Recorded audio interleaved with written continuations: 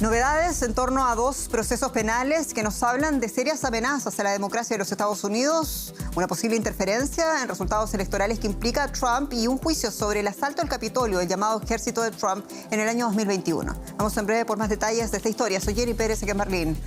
Destacamos: el expresidente de Estados Unidos y precandidato presidencial Donald Trump se declara no culpable de cargos de conspiración en los resultados electorales del estado de Georgia en 2020. Los votos de este estado eran clave en el escrutinio final de la contienda. El presidente Joe Biden declara zona de desastre en Florida, inundaciones, miles de viviendas perdidas, interrupciones de servicios y potentes lluvias es el balance del paso del huracán Idalia en ese estado. Y más de 70 personas pierden la vida en un incendio que arrasó un edificio de 5 plantas en el centro de Johannesburgo, capital de Sudáfrica. De momento se desconocen las causas del siniestro en un distrito céntrico de la ciudad.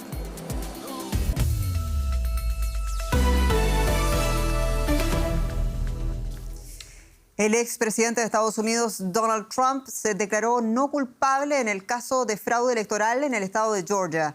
Esto significa que ha renunciado a su derecho a comparecer ante el tribunal de la próxima semana, donde se le habrían leído formalmente los cargos. Trump y otras 18 personas han sido acusadas de intentar falsear los resultados de las elecciones de 2020 en Georgia. Y también este jueves, dos de los cabecillas del grupo extremista estadounidense Proud Boys fueron condenados por su participación en el asalto al Capitolio el 6 de enero del año 2021, que tuvo como objetivo mantener a Trump en el poder pese a su derrota electoral frente a Joe Biden. Zachary Rehl fue condenado a 15 años de cárcel pocas horas después de que Joseph Biggs recibiera una sentencia de 17 años de cárcel.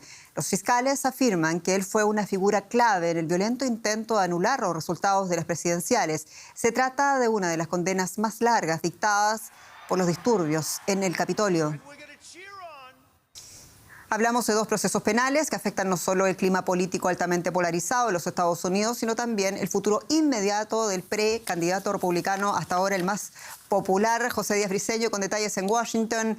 José, Trump y una declaración de inocencia en 13 cargos por supuesta interferencia en los resultados electorales de Georgia, algo que también hizo en otros procesos penales en los que está imputado. ¿Cómo sigue entonces la historia? Sí, el proceso que se le sigue al expresidente Trump en el condado de Fulton, en el estado de Georgia, es el más complejo de los cuatro acusaciones que se le siguen en Estados Unidos por distintas cuestiones. Es complejo en principio porque además de Trump hay otros 18 acusados en esta conspiración de liderar justamente una empresa criminal para alterar los resultados electorales en ese estado. Trump y su abogado en Georgia buscarán también buscar que ese proceso sea sobreseído y que la competencia federal sea la que asuma justamente la responsabilidad y no necesariamente la Corte a nivel estatal. Esto porque aseguran las funciones de Trump cuando ocurrieron los hechos, él estaban justamente como presidente de la nación. Hay que decir también que hoy también se supo que el proceso en Georgia será transmitido a través de la red social YouTube y también tendrá libertades para la prensa. Esto es algo increíble, dado que nunca antes un proceso tan importante había podido ser accesado por los estadounidenses de forma directa. Esto también muestra que será uno de los procesos que será más seguido de aquí adelante. La próxima fecha es el octubre 26, cuando justamente Trump tendría que iniciar un juicio, pero es algo que la defensa apelará. Y José, en el caso del cabecilla del grupo The Proud Boys, es la segunda sentencia, además más larga en este proceso, en el que, sin embargo, los fiscales pedían 33 años de cárcel para él, para Biggs. ¿Qué se dijo en el tribunal? Una escena dramática donde Biggs, uno de los 4 acusados de este grupo ultranacionalista conocido como los Proud Boys, intentó convencer al juez Kelly de que diera una condena menor, asegurando que tenía una hija a la que le gustaría seguir acompañando al colegio, y aseguró que él se dejó llevar por la muchedumbre. Aseguró que se había equivocado ese día, el 6 de enero, al participar en la turba que tomó el Capitolio, pero que no era un terrorista. Y sin embargo, el juez no estuvo totalmente convencido de sus explicaciones, asegurando que él y otros acusados se habían propuesto justamente conspirar con sedición y otros cargos contra la historia estadounidense a favor de la democracia. Una de las sentencias más largas en justamente lo que es la investigación criminal más amplia llevado en la historia por parte del Departamento de Justicia. Más de 1.100 personas han sido pues acusadas por parte del Departamento de Justicia Federal y más de 700 se han declarado culpables o han sido encontradas culpables en las cortes. Esta es una historia que contribuye justamente al relato en los procesos que se le siguen al expresidente Trump. José Díaz, muchas gracias en Washington. Y paralelamente, Florida comenzaba este jueves a evaluar los daños provocados por las devastadoras inundaciones registradas tras el paso del huracán Idalia, que avanza ahora por la costa del sudeste de los Estados Unidos. Aunque tocó tierra, convertido en huracán de categoría 3 en una escala de 5, posteriormente se degradó a tormenta tropical. El panorama es desastroso, por eso ha intervenido el gobierno federal en ayuda de los afectados. Idalia amenaza ahora a los estados de Georgia, de Carolina del Sur y del Norte con lluvias torrenciales y más inundaciones. La tormenta pasó, pero las inundaciones continúan. El huracán Idalia de categoría 3 dejó una huella de destrucción a su paso por el norte de Florida. Un huracán que causó daños estimados en más de 9.000 millones de dólares y dejando más de 140.000 hogares sin electricidad. Cuando pasó lo peor, los habitantes volvieron a sus casas para evaluar los daños. Lo que importa es a quién estoy abrazando, el resto son solo cosas materiales. Lo sé, pero este era nuestro lugar de retiro, nuestra vida, 23 años. Vamos a reconstruir todo y quedará bien, muy bien. Entre tanto, el gobernador de Florida, Ron DeSantis, anunció medidas para ayudar a los damnificados. Hemos solicitado al gobierno federal una declaración de desastre mayor para los 25 condados que sufrieron los embates del huracán. Esto nos permitirá comenzar con la retirada de escombros y proporcionará fondos para la asistencia individual, que incluye protección y vivienda temporal para las personas afectadas. Mientras Florida comenzaba la limpieza, Idalia impactaba en los estados de Georgia y Carolina del Norte y del Sur, donde las intensas lluvias también causaron inundaciones y también se vieron tornados de corta duración que dejaron un rastro de devastación mientras la tormenta se dirigía al Océano Atlántico. Holy fuck, that car's flying! What the fuck? What the fuck? Ahora que ha pasado lo peor, la población tendrá la dura tarea de reconstruir sus hogares aún inundados y cubiertos de escombros. El gobierno federal de los Estados Unidos trata de hacer frente a la gran emergencia de Florida en medio de las advertencias también para otros estados costeros. Y tenemos en directo desde Tampa al periodista Braylon García con la crónica de esta hora. Braylon, un gusto saludarte. En primer lugar, decíamos, el presidente Biden declaró la zona de catástrofe en Florida. Cuéntanos cuán mal está la situación. En efecto, un gusto saludarlos también. Pues sí, la situación por el momento se dice que está bastante mal porque hay muchísimas personas que todavía no han podido acceder a sus viviendas y negocios producto de las inundaciones costeras que se dieron fundamentalmente en las áreas más cercanas a la costa por donde impactó el huracán Idalia en la mañana de ayer como un huracán de categoría 3, porque atrajo consigo una gran marejada ciclónica que penetró kilómetros adentro de la costa, afectando a viviendas y negocios. Por otra parte, pues los fuertes vientos con más de 150 kilómetros por hora, pues terminó arrancando techos de viviendas y obviamente también de negocios que estaban ahí porque es una zona un poco turística también. Y además de eso, pues terminó partiendo árboles a la mitad. El peor escenario lo dieron la noticia de 2 muertes que hubo precisamente al momento de que Idalia cruzaba vía Florida hacia el norte, hacia Georgia. Hablamos de un hombre de 59 años que conducía al momento del huracán categoría 3 y terminó incrustándose contra una zanja, y además también la muerte de otra persona que no ha sido identificada, cuya manejaba también al momento del huracán cruzar por Florida y terminó pues impactando su vehículo en una fuerte lluvia contra un árbol. Este es el peor escenario que se vive, además de más de 500,000 de personas, tanto en Florida como en Georgia, que a esta hora no tienen electricidad. Y a todo esto, Idalia avanza, lo decías también, hacia otros estados costeros, Georgia, Carolina del Sur, Carolina del Norte, y las autoridades han llamado a la población a respetar los llamados de evacuación. ¿Cuál es la situación allí? Es que no tuvieron el mismo tiempo que tuvieron los floridanos para prepararse, porque lo que decían los meteorólogos es que Idalia obviamente no iba a tomar rumbo norte, y no fue así. Contra todo pronóstico, Idalia pues se cruzó hacia el norte, entrando precisamente por el Big Bend de Florida, un área que es una reserva natural. Y hacia su camino al norte, pues a estos estados norteños como Georgia y las Carolinas no les dio mucho tiempo prepararse. A Georgia les agarró precisamente en el medio del trayecto, y a los carolinos pues están en estos momentos haciendo lo que hicimos los floridanos hace una semana atrás, preparándose pues con bolsas de arena y refugiándose en los lugares donde puedan refugiarse, porque a pesar de que ya no es un huracán categoría 3, pues Idalia es una tormenta tropical que acarrea consigo fuertes vientos de tormenta tropical y además muchísima lluvia, y estas lluvias pueden crear grandes inundaciones en la zona. Esperemos que la situación no escale. Braylen García, muchas gracias, en Tampa. Y en otras noticias internacionales, más de 70 personas murieron tras declararse un incendio en un edificio de 5 plantas en la ciudad sudafricana de Johannesburgo. Al menos otras 52 personas resultaron heridas. Según las autoridades, las viviendas del edificio estaban alquiladas ilegalmente. El número de muertos entonces podría aumentar sensiblemente. Amigos y familiares apostados tras el cordón policial un poco más abajo del lugar de los hechos. Quieren saber qué ocurrió. Rezan y esperan que entre las víctimas no se encuentre un ser querido entre los cadáveres sacados del edificio.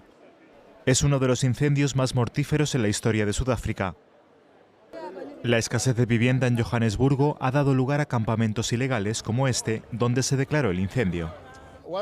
Por lo que sé, mi familia sigue dentro. Cuando vine hice todo lo posible por encontrarlos, pero no he hallado a ninguno. El incendio comenzó de noche. Lo ocurrido es aterrador. Mientras algunos saltaban por las ventanas para escapar, otros permanecían atrapados. Las llamas continuaron durante horas. Al amanecer se hacía evidente la tragedia. Tras visitar el lugar de los hechos, el presidente Cyril Ramaphosa calificó el incendio de gran tragedia. Tenemos que ir al fondo de lo que causó este incendio y abordar el tema. Es una llamada de atención para que empecemos a preocuparnos de la situación de la vivienda. Ramaphosa dijo que el edificio municipal albergó en su día un refugio para mujeres, pero cuando expiró el contrato de arrendamiento fue ocupado por delincuentes. Criminales que luego cobran arriendo a personas y familias vulnerables que necesitan alojamiento en el centro de la ciudad.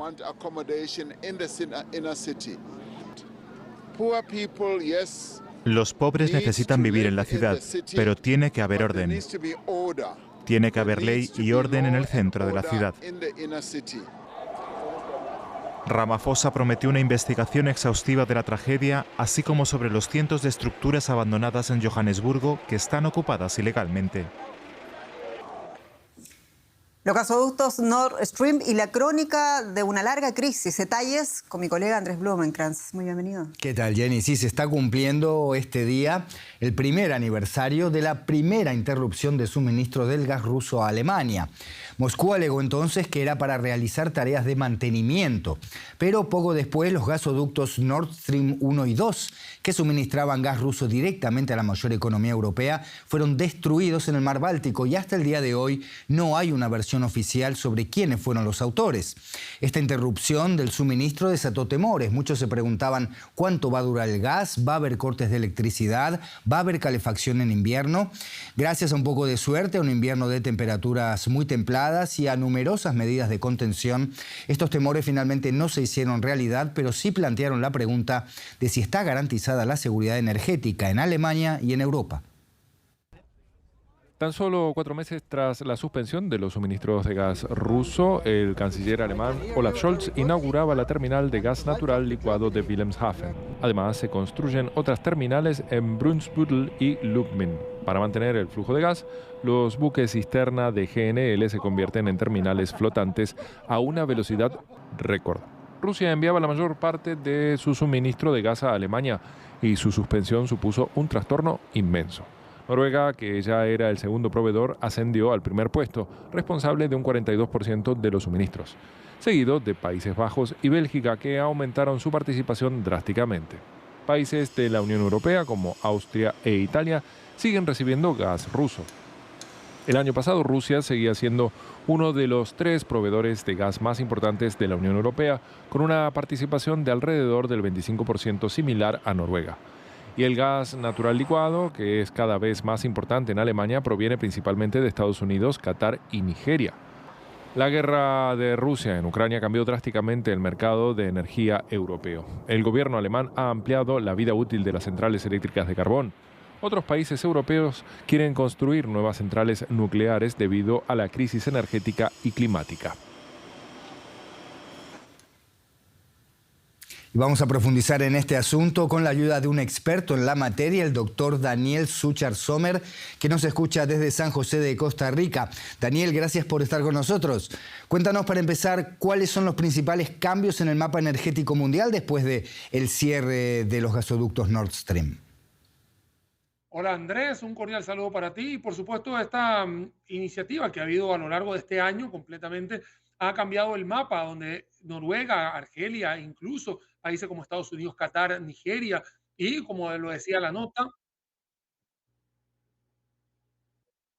sí, sí, como te decía, también ha sido parte de un cambio importante que ha habido a nivel del protagonismo que puede ser gracias a o debido a que el gas ruso no está llegando. Recordemos que el gas ruso no estaba dentro de esas sanciones como si lo estuvo el carbón y el petróleo en algún momento.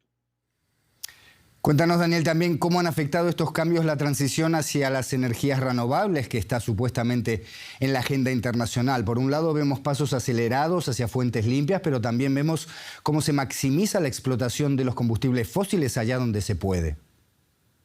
Claro, es que acá, por más que queramos acelerar esa transición, estamos hablando de la parte eólica, la parte solar y obviamente muchísimas cosas que tienen que ver con la parte de energías limpias, no hay forma de socavar toda la demanda que se está realizando o que se está necesitando en estos momentos y que, por supuesto, este cambio energético no se puede dar de la noche a la mañana, que se puede acelerar, pero no alcanza para todo esto. Y por otro lado, debemos considerar de que los combustibles fósiles y una gran cantidad de derivados del petróleo todavía siguen siendo parte del menú de lo que estamos utilizando nosotros hoy en día, como puede ser plásticos, olefinas, fertilizantes, agroquímicos, etcétera, Andrés. Daniel, cuéntanos para terminar, ¿cuál es tu opinión sobre la autoría de la voladura de los gasoductos? En general se asume que fueron los rusos, pero también se habla de Estados Unidos en complot con buzos noruegos, incluso de los mismos ucranianos. ¿Vos cómo lo ves?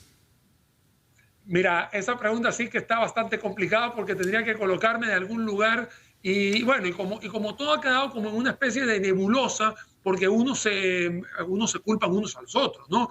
Pero lo que sí está claro es que hay un problema en Nord Stream 2, que hay el problema del suministro de gas ruso hacia Europa y que si bien las otras dos preguntas que me hiciste tenían que ver cómo mitigar todo este impacto, no deja de llegar el invierno y el invierno obviamente trae frío y el frío necesita la calefacción. Así que acá no puedo negar de que acá haya sido los rusos o haya sido los ucranianos o haya sido quien sea el afectado acá es el continente europeo que va a tener que mitigar nuevamente con un gas natural que hoy ha dado marchas hacia arriba, o sea, se ha incrementado los precios y que si por la víspera sacamos el día podría haber un aumento de la parte energética porque se viene el invierno y el invierno no es cualquier cosa allá en Europa, Andrés.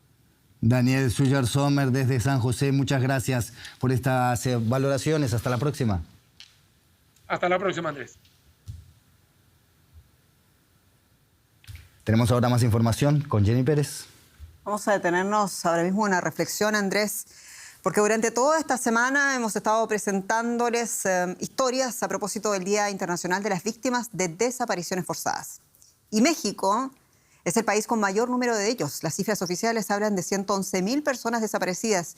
¿Cómo sucede en la mayoría de los países de América Latina? Ante la ausencia de planes y de políticas estatales, son los familiares de las víctimas y también la propia sociedad civil quienes asuman la difícil y también frustrante tarea de la búsqueda. Durante años lo han hecho como han podido, con palas, organizándose en su tiempo libre, incluso en medio de amenazas de grupos criminales. Según investigaciones de organizaciones y buscadoras, como se llaman en México, son 52.000 los restos humanos que permanecen aún en dependencias públicas mexicanas sin identificar. Desentierran cuidadosamente restos óseos. Expertos forenses buscan huesos de unas 200 personas en la ciudad fronteriza de Matamoros, al borde de un cementerio. Nadie sabe quiénes son los fallecidos. Ahora, años después, serán identificados. Están presentes la Fiscalía y las familias que buscan a sus seres queridos, como Josefina de León. Desde que su hija desapareció en 2012, la incertidumbre la atormenta. ¿Está viva o muerta? La esperanza es de que yo sé que algún día la voy a volver a ver. Quizás no aquí, quizás en otra parte, ¿no?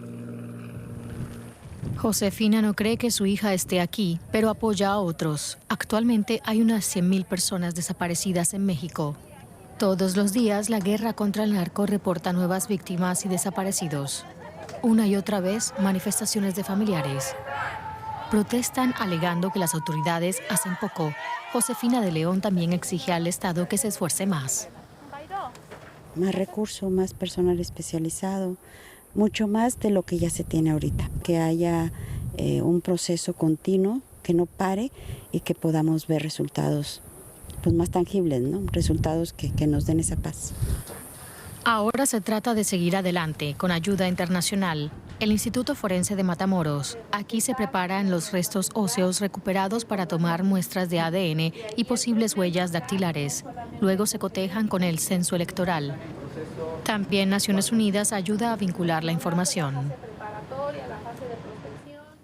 Aquí en Tamaulipas introdujimos un proyecto piloto y ya hay más de 300 coincidencias. Estamos en Zacatecas, identificamos más de 2.000 fallecidos desconocidos, pero queremos llegar a todos los estados federados, siempre conjuntamente con los mexicanos.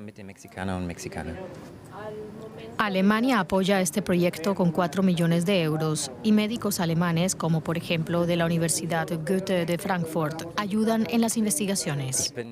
Estoy convencidísimo y el equipo también de que miles de personas podrían ser identificadas en México a corto o mediano plazo, pero para eso necesitamos intercambiar información. En Matamoros, el equipo está seguro de que pronto se podrá identificar a la mayoría de los 200 muertos, dando así certeza a algunos familiares. México y su deuda con las víctimas de las desapariciones forzadas. Ampliamos el análisis, la perspectiva con quien ven, con la directora ejecutiva de Amnistía Internacional en México, señora Edith Olivares. Muy bienvenida y comienzo inmediatamente preguntándole, las cifras oficiales hablan de 111.000 desaparecidos, de 52.000 restos sin identificar en poder del Estado mexicano. ¿Es la real dimensión de este flagelo en México? Sí, bueno, primero buenas tardes y yo quisiera iniciar enviando un cordial saludo a las más de 111.000 familias de personas desaparecidas en este país y decirles que desde Amnistía estamos con ustedes. Miran, el tema de las cifras en México de desapariciones como de otras violaciones a derechos humanos siempre resulta muy problemática. El propio Estado ha reconocido que en el Registro Nacional de Personas Desaparecidas probablemente hay un subregistro de personas desaparecidas porque quien alimenta este registro son las fiscalías estatales de justicia de acuerdo a las denuncias. Y sabemos que en México la poca confianza en las autoridades y en los mecanismos de procuración de justicia en específico hace que muchas personas no denuncien la desaparición. Pero también sabemos que hay un subregistro de las personas que sí son localizadas. Entonces, la cifra, digamos que es la cifra más confiable que tenemos, pero es muy probable que esta cifra sea bastante mayor y además desafortunadamente decir que probablemente el día de mañana, si hacemos la búsqueda en el Registro Nacional de Personas Desaparecidas, vamos a identificar que hay más personas, porque este es un problema, una violación a derechos humanos que no se detiene y ha venido incrementando día con día en los últimos 16 años. ¿Cuál es el común denominador de todos los desaparecidos? ¿Cuáles son los periodos? ¿Cuáles son los posibles perpetradores? ¿La violencia política, acaso? ¿El crimen no organizado?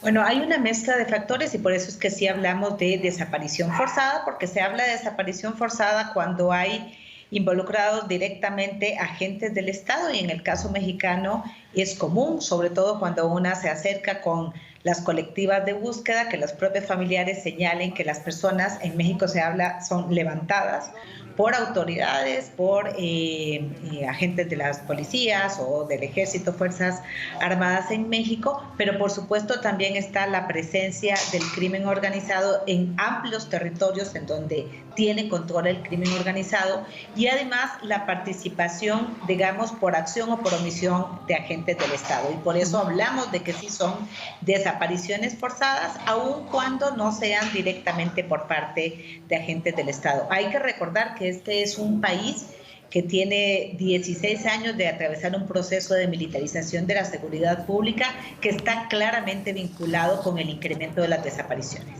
Señor Olivares, nos queda solamente un minuto de programa y esta pregunta, el diagnóstico y también las cifras parecen bastante claras. Sin embargo, en México, ¿qué debe suceder, nos preguntamos, para que el Estado mexicano haga su parte?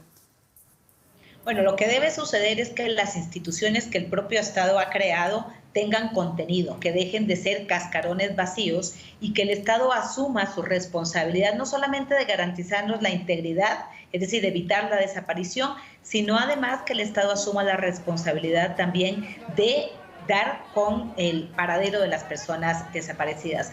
Porque en este país, además, ahora estamos viviendo, además del fenómeno de la desaparición, los riesgos que enfrentan las personas que buscan, riesgos de desaparición, riesgos de asesinato y, por supuesto, todo lo que tiene que ver con el estigma y el desplazamiento forzado.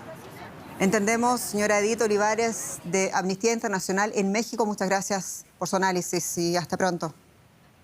Muchísimas gracias a ustedes. Buenas tardes. Y de esta manera nos despedimos. Les agradecemos como siempre su atención, su sintonía. Soy Jenny Pérez. Esto ha sido Deutsche Welle Noticias para ustedes desde Berlín. Muchas gracias y hasta pronto.